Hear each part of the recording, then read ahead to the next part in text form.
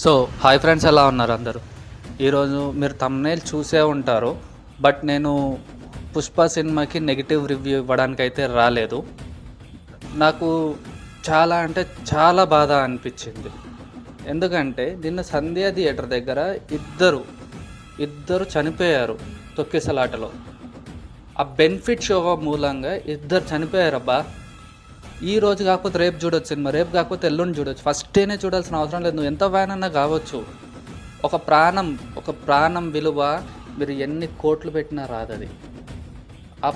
అంత నెగ్లిజెన్స్గా ఎందుకు అలా ఉరుకుతారు? మళ్ళీ సినిమా దొరకదా? మళ్ళీ చూడలేవా?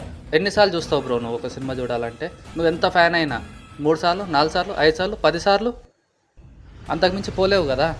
రోజు చూడలేవు కదా సినిమాలో ఏవో 4 బిట్లు నచ్చుతాయి. అంత మాత్రానికి నువ్వు పరిగెత్తుకుంటూ పోవాల్సిన అవసరం లేదు కదా.